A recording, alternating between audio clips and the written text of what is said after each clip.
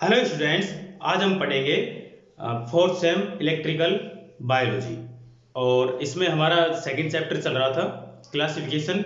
और क्लासिफिकेशन में हम पढ़ चुके थे, लास्ट लेक्चर में हमने पढ़ा था प्लांट किंगडम के बारे में। अब हम पढ़ेंगे इसमें एनिमेलिया किंगडम के बारे में पढ़ेंगे। तो चलिए इसका क्लासिफिकेशन पढ़ते हैं कि एनिमेलिया किंगडम को आगे कैसे क्लासीफाई किया गया है ना। तो चलिए शुरू करते हैं। देखो, यहाँ पर जो एनिमेलिया किंगडम है उस किंगडम को 5 तरह से डिवाइड किया गया है। पहले सबसे पहले किंगडम के आधार पर कौन सा है, ये एनिमेलिया। फिर लेवल्स ऑफ ऑर्गेनाइजेशंस, कि ये जो ऑर्गेनाइजेशन है ना, ये किस आधार पर है, सेल्यूलर है या टिश्यू ऑर्गन या ऑर्गन सिस्टम के आधार पर।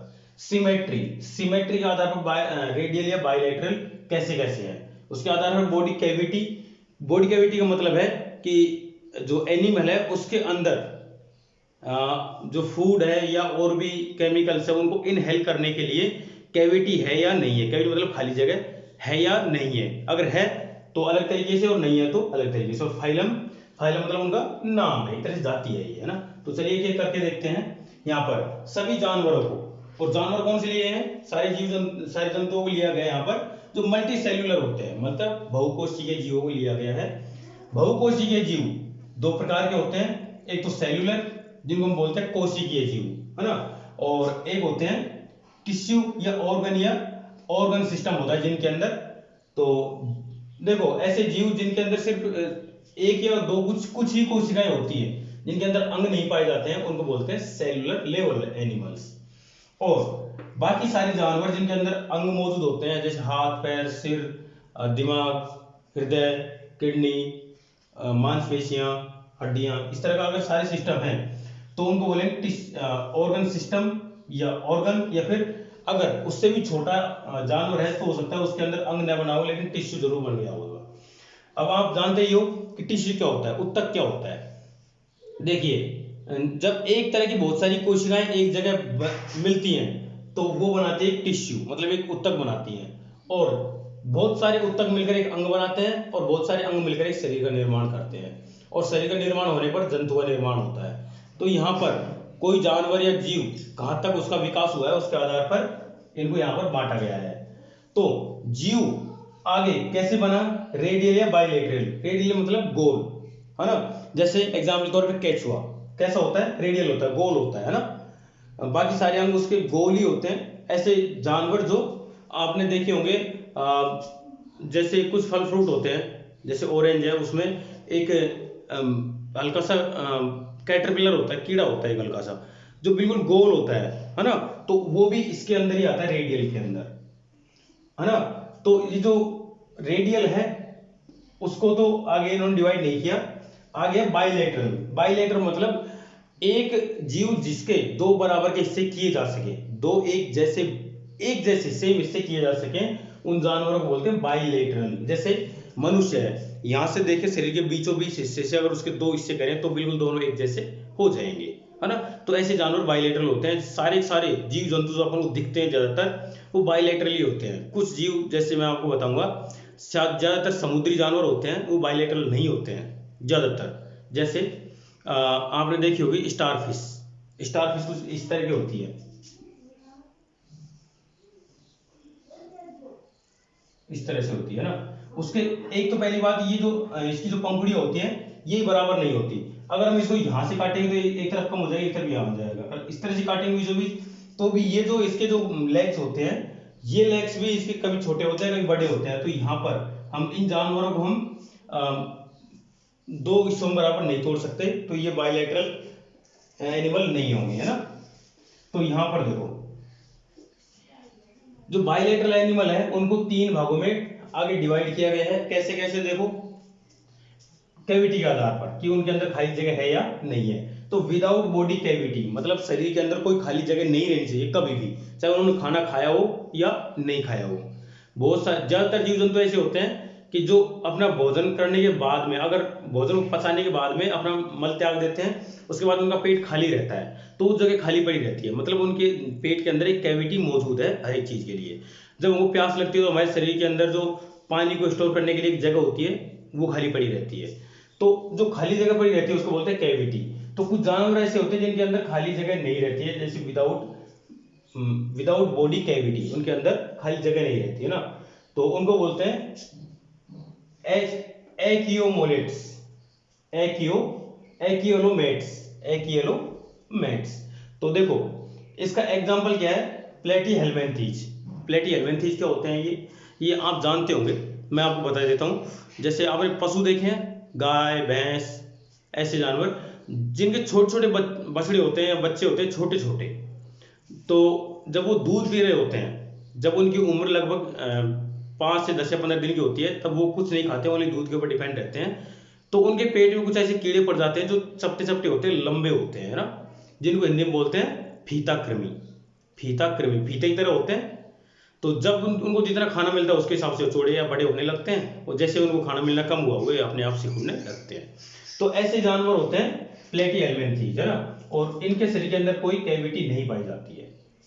हाँ, अब देखो ये जो कैविटी है इसके आधार पर एक और बना दी इन्होंने, विद फॉल्स कोइलम, मतलब स्यूडो कोलेमोलेट्स। तो ऐसे जानवर होते हैं जिनके अंदर देखने में ऐसा लगता है कि इनके अंदर कोई कैविटी नहीं होती, लेकिन रियल में उनके अंदर कुछ ना कुछ कैविटी होती है।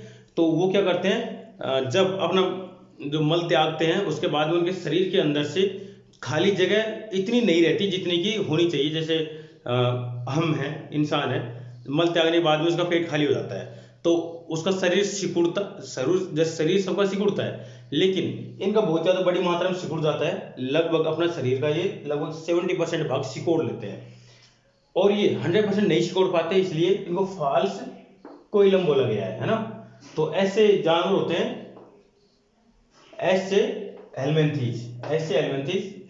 हेल्मिन्थीज।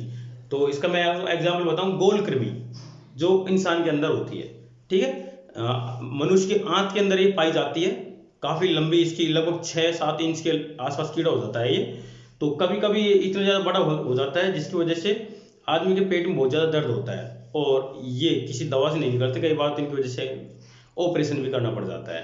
तो ये गोल होते हैं, पतले होते हैं, और ये एक बाल से लेकर एक धागे के बराबर मोटे हो सकते हैं, और लंबाई इनकी लगभग 5-6 इंच तक हो सकती है, ठीक है। तो ये ऐसे जानवर होते हैं जिनको फॉल्स कोलम ग्रुप में रखा गया है। अब देखो लास्ट है विद ट्रू कोइलम, मतलब ऐसे जानवर जिनके अंदर हकीकत में ही खाली जगह पाई जाती है हर एक चीज के लिए। जैसे हमारे शरीर के अंदर अगर खून की कमी है तो नसें खाली रहेंगी, अगर पानी की कमी है तो जो पानी स्टोर करने की जगह वो खाली रहेगी, अगर भोजन की कमी है तो भोजन स्टोर करने की जगह खाली रहेगी। तो जिस चीज की कमी होती है वो जगह खाली हो जाती है। तो ऐसे जानवर जिनके अंदर एक कैविटी पाई जाती है उनको बोलते हैं कोइलोमेट्स। ये कितने तरह के होते हैं देखो, एनिलिडा, आर्थ्रोपोडा, मोलस्का, इकाइनोडर्मेटा, और ये हेमिकोडेटा और कोडेटा। ये सारे जानवर आप जानते होंगे। एनिलिडा आपने देखे होंगे, जैसे एनिलिडा के अंदर कौन से जानवर आते हैं, जो कशेरुक होते हैं, मतलब जिनके अंदर रीढ़ की हड्डी पाई जाती है। तो रीढ़ की हड्डी ज्यादातर जानवरों में पाई जाती है ना, तो उनको एनिलिडा ग्रुप में रखा गया है। और नेक्स्ट है आर्थ्रोपोडा में सारे पक्षियों को रखा गया है। मोलस्का में ऐसे जानवरों को रखा गया है जिनकी हड्डियां बाहर होती हैं और शरीर अंदर होता है। हड्डियां बाहर खुले में होती है, शरीर अंदर होता है, जैसे सीप है ना, शंख है, घोंगा, ऐसे जानवरों को रखा गया है। इकाइनोडर्मेटा जलीय जीव होते हैं, और हेमिकोडेटा और कोडेटा इनके अंदर ये अपने मनुष्य और मैमेलिया ये सारे जानवर आते हैं, ठीक है। तो ये हमारा क्लासिफिकेशन हो गया एनिमल किंगडम का, ठीक है। हाँ, नेक्स्ट देखिए the basic features of phylum, ठीक है। अभी हमने लास्ट में पढ़ा था फाइलम, तो उनके बेसिक फीचर्स क्या होते हैं। तो देखो यहाँ पर 3 बेसिक फीचर्स हैं। तो यहाँ पर इन फीचर्स को पहचाना कैसे जाता है, तो जब ये जीव अपना मल त्याग करते हैं तो मल त्याग करने पर किस तरह का अपना केमिकल छोड़ रहे हैं उसके आधार पर इनके बेसिक फीचर्स की पहचान होती है फाइलम की, है ना। तो देखो अमोनिटिक का मतलब है एमोनोटेलिक। ऐसे जानवर होते हैं जो अपना मल त्याग करने में अमोनिया छोड़ते हैं। ठीक है, तो अमोनिया कौन से जानवर छोड़ते हैं? देखिए, जो जलीय जीव होते हैं, जो जल में ही रहते हैं, वहीं पे श्वसन करते हैं, वहीं पे अपना भोजन ग्रहण करते हैं और अपना मल त्याग भी वहीं पे करते हैं। तो ऐसे जानवर एमोनोटेलिक होते हैं, जैसे मेंढक, मछलियां, इस तरह के और कछुए। ये जानवर जब जैसे अपना मल त्याग करते हैं तो अपने उसके साथ में अमोनिया छोड़ते हैं, लिक्विड अमोनिया छोड़ते हैं, वाटर के साथ में अमोनिया गैस होती है इसमें। ठीक है, तो ये अमोनिया इतनी हानिकारक होती है कि अगर किसी व्यक्ति के संपर्क में आ जाए, शरीर के संपर्क में आ जाए, तो इससे वो जला देती है बहुत तेजी से। तो इसका एग्जाम्पल ये है, आपने सुना होगा कि मेंढक से दूर रहना चाहिए, क्योंकि अगर मेंढक किसी के ऊपर पेशाब कर देता है तो उस जगह पर फफोले हो जाते हैं, है ना। तो ये पाए जाते हैं किसमें? एक्वेटिक एनिमल्स के अंदर।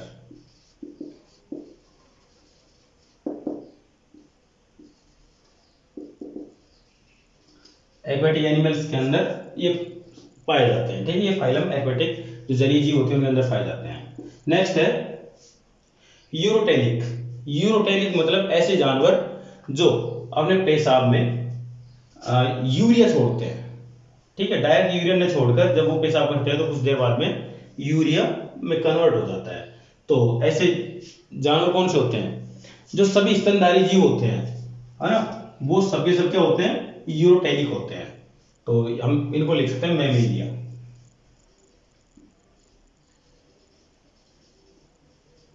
जैसे मनुष्य, गाय, भैंस, भेड़, बकरी, जितने भी दूध देने वाले जानवर होते हैं, अपने बच्चों को दूध पिलाते हैं, वो जानवर क्या करते हैं? अपने पेशाब में यूरिया छोड़ते हैं, है ना।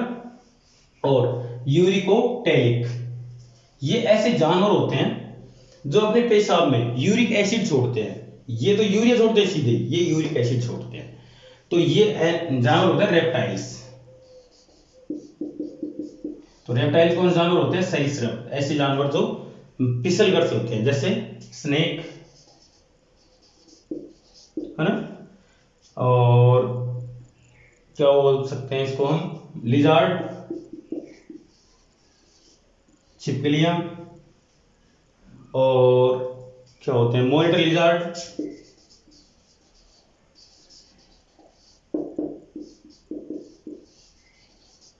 है ना, और मैंगूस,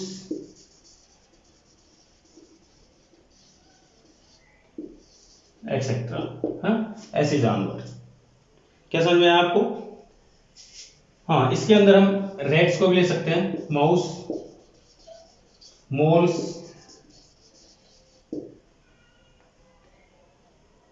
एक्सेट्रा। क्या क्या जानवर होते हैं? सांप होते हैं, छिपकलियां होती हैं, मॉनिटर लिजार्ड जिनको हम बोलते हैं अपने सादा भाषा में गोरे होते हैं ना, और मंगूस, नेवले, चूहे, और क्या बोलते हैं? मोल्स होते हैं अपने, क्या बोलते हैं, एक तरह से चूहे की तरह एक जानवर होता है। ठीक है, तो ये सारे जानवर क्या करते हैं? यूरिक एसिड छोड़ते हैं अपने पेशाब में। तो ये इनका जो पेशाब करने के आधार पर इनको हम तीनों को पहचान सकते हैं कि इनका फाइलम कौन सा होगा। तो ये भी खतरनाक है। इनका जो पेशाब होता है ये काफी जहरीला होता है। अगर किसी के संपर्क में आ जाता है तो इनका जो पेशाब संपर्क में आ जाता है तो वहां से भी व्यक्ति के जहर चढ़ना शुरू हो जाता है। तो बहुत खतरनाक होता है। तो ध्यान रखें, कभी भी इसके संपर्क में ना आए, इनके संपर्क में ना आए। हाँ, ये जो मैमेलिया होता है इनका जो वो होता है ये सही होता है, इसमें कोई दिक्कत नहीं होती। तो यूरिया ज्यादा खतरनाक नहीं होता, यूरिक एसिड बहुत ज्यादा खतरनाक हो जाता है। जब हम यूरिया को अपने शरीर के अंदर इनहेल कर लेते हैं, जैसे यूरिया खाद है, अगर उसको हमने निगल लिया तो वो जाकर यूरिक एसिड में कन्वर्ट हो जाता है हमारी बॉडी के अंदर जाकर, जो हमारा HCl से रिएक्शन करके हमारे लीवर के अंदर जो हाइड्रोक्लोरिक एसिड बनता है उससे रिएक्शन करके क्या बन जाता है यहाँ पर? यूरिक एसिड, जो जहरीला हो जाता है, जिसकी वजह से कुछ देर बाद में हो सकता है मनुष्य की या जानवर की मौत हो जाए। तो इन चीजों से बच के रहना चाहिए।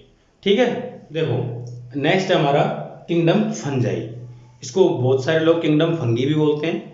ठीक है, तो आप कुछ भी बोल सकते हैं, आप अपना प्रोनाउंसिएशन कैसे भी करें, कोई दिक्कत नहीं है। तो यहाँ पर देखो इसको कैसे डिवाइड किया गया है। डिवाइड देखो, जब हम 3 या 4 किंगडम पढ़ते हैं तो उसके अंदर सारे जो स्मॉल एनिमल्स होते हैं, जैसे स्मॉल एनिमल्स का मतलब बैक्टीरिया, साइनोबैक्टीरिया, वायरस, और इन सबको एक ही ग्रुप में रखा जाता है। तो वहां पर जो फंजाई है उसको सभी के ग्रुप में रख दिया। अब जैसे ही हम इसको 5 किंगडम एनिमल या 6 एनिमल किंगडम में पढ़ते हैं तो वहाँ पर जो हमारे बैक्टीरिया होते हैं उनको 2 ग्रुप में तोड़ दिया जाता है। तो वो 2 ग्रुप होते हैं प्रोकैरियोट्स और यूकैरियोट्स। ठीक है, तो प्रोकैरियोट्स और यूकैरियोट्स में क्या फर्क होता है?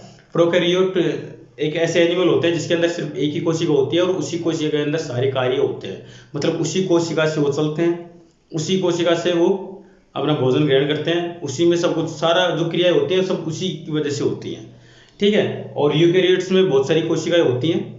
हाँ, वो कोशिकाएं एक ऊतक का निर्माण नहीं कर पाती, अंग उसमें भी नहीं पाए जाते, लेकिन वो बहुत सारी कोशिकाएं होती हैं, इसलिए वो यूकैरियोट्स होते हैं।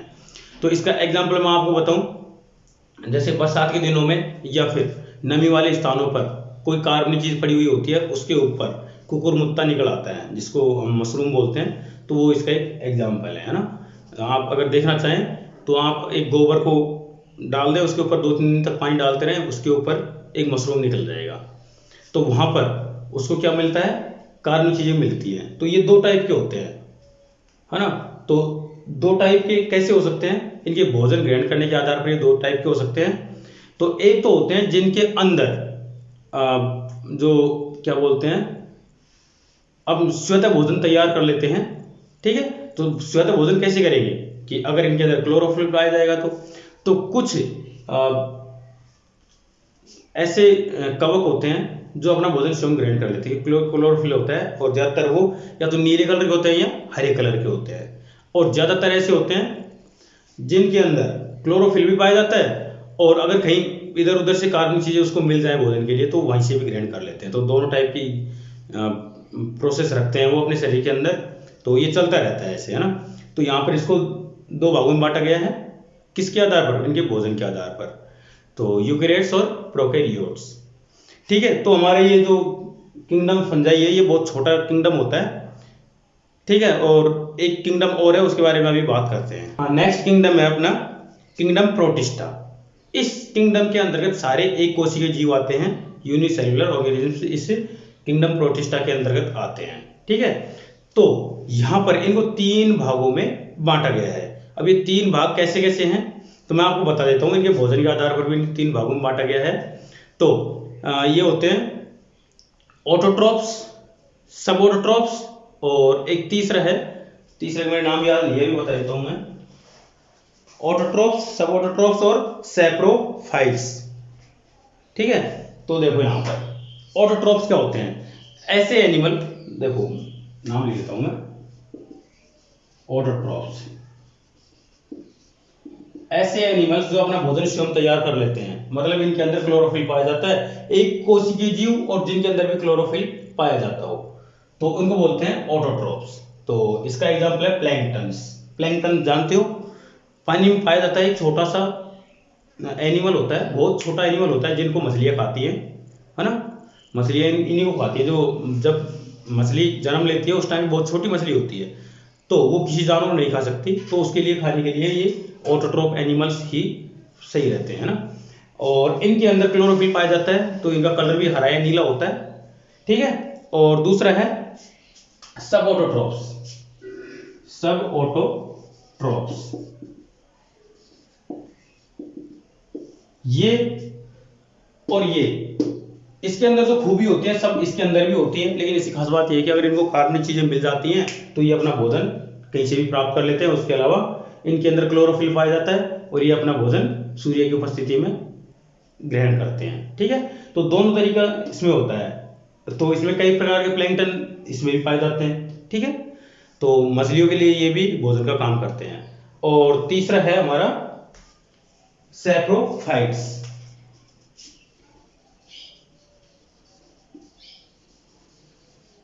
सैप्रोफाइट्स ये जानवर क्या होते हैं? ये देखो इनके बारे में बता देता हूं आपको।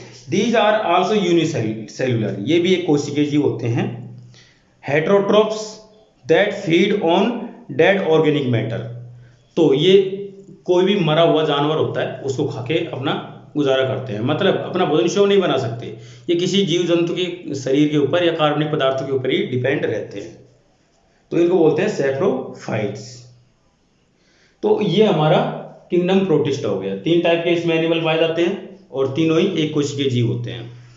तो अब बाकी का हम अगले लेक्चर में देखेंगे।